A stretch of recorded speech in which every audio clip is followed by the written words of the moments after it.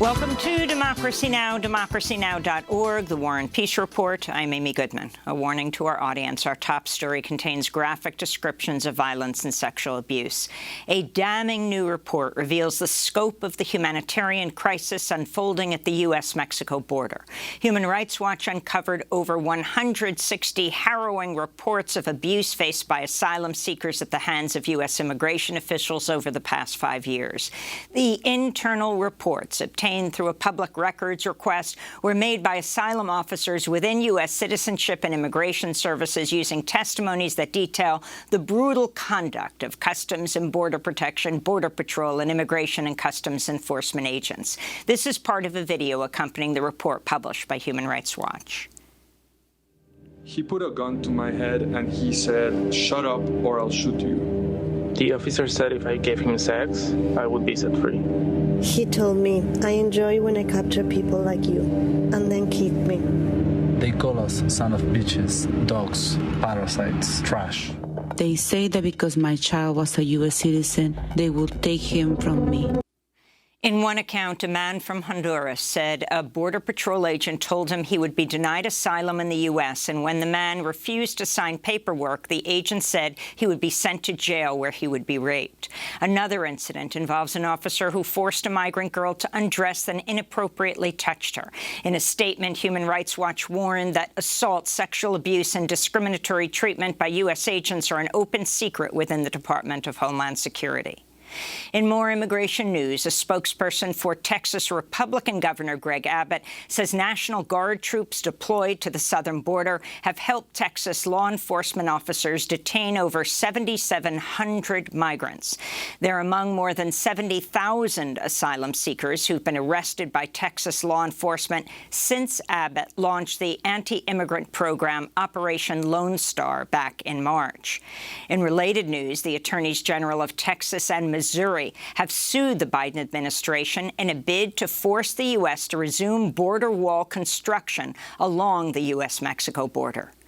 Meanwhile, the group Human Rights First has tracked over 7,600 reports of kidnappings and other brutal attacks against asylum seekers who are blocked from applying for refuge in the U.S. or expelled under Title 42 since President Biden took office. Many of those barred under the Trump-era policy were Haitian asylum seekers.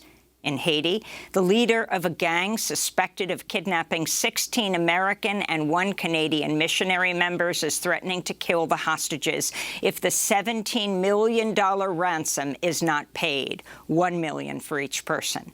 Haiti's National Police Chief Leon Charles resigned Thursday after the video featuring the threat surfaced.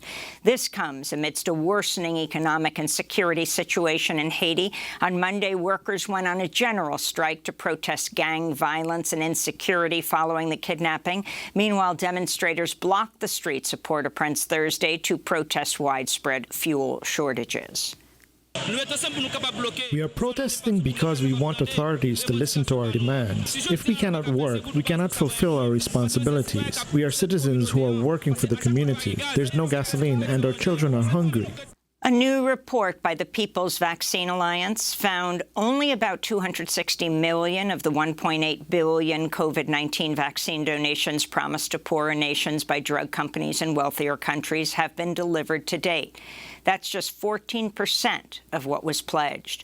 Gordon Brown, the World Health Organization's ambassador for global health financing, said rich countries are on pace to have almost 1 billion spare vaccines stockpiled by February.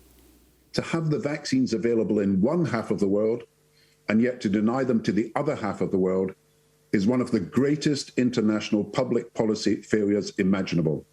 And it's a moral catastrophe of historic proportions that will shock future generations. The WHO estimates between 80,000 and 180,000 healthcare workers have died of COVID-19 from the start of the pandemic through May of this year. Just 2 out of 5 healthcare workers worldwide are fully vaccinated. We'll have more on vaccine inequity and profit over people later in the broadcast. The British medical journal The Lancet warns in a new report that without dramatic action to curb greenhouse gas emissions, the climate crisis is on track to become the defining narrative of human health in the 21st century.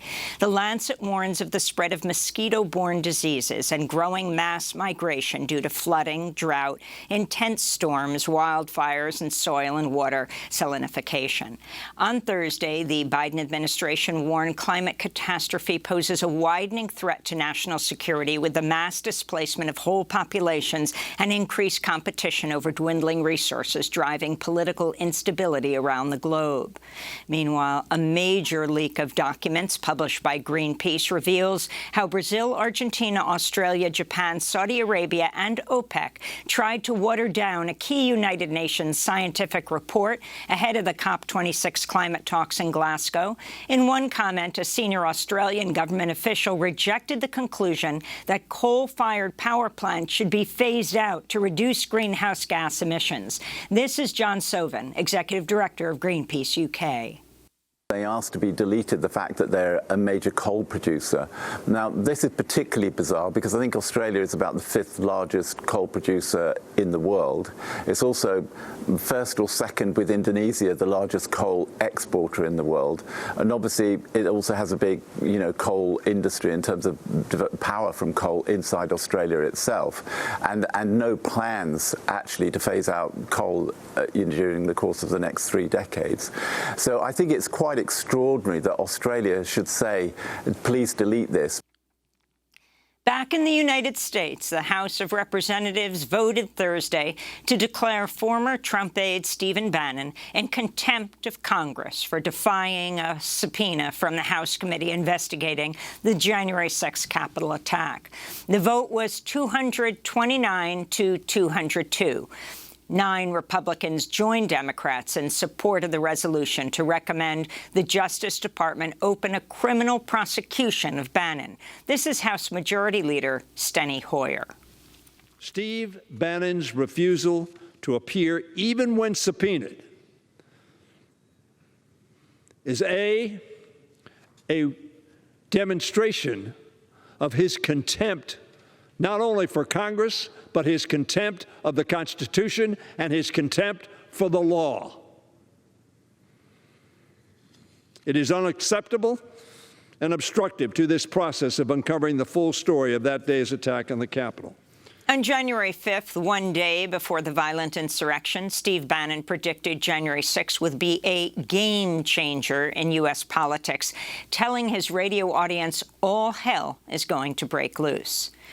If convicted, Bannon faces up to 1 year in prison and a fine of up to $100,000. Johnson & Johnson is under fire for using a legal trick to avoid liability over its asbestos-laced talcum powder, which has been linked to cancer. Thanks to a Texas loophole, J&J spun off a separate company to absorb nearly 40,000 lawsuits, then filed that entity for bankruptcy, putting all those cases on pause pending a bankruptcy settlement.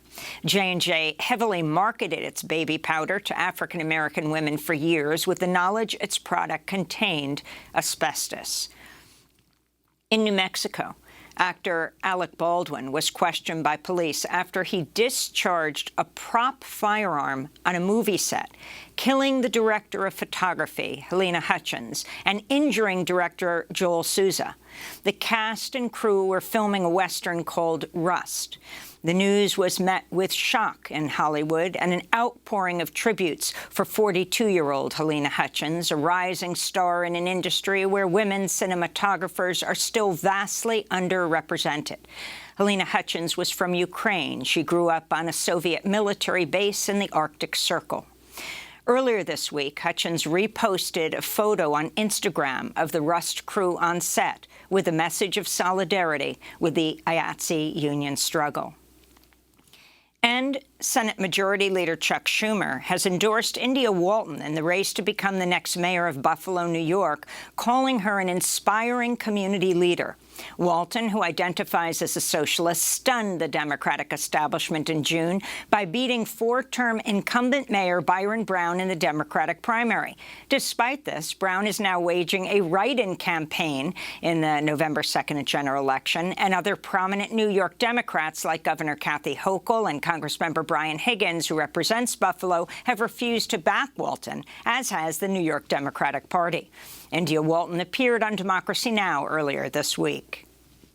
Buffalo is 65% Democrats. So anyone who's going to run a successful campaign for mayor here pretty much has to be a Democrat. But the values of our current administration have not displayed the values that I believe Democrats hold, which is putting people and workers and families first. You can see the rest of our interview with India Walton at democracynow.org. And those are some of the headlines. This is Democracy Now!, democracynow.org, The War and Peace Report. I'm Amy Goodman.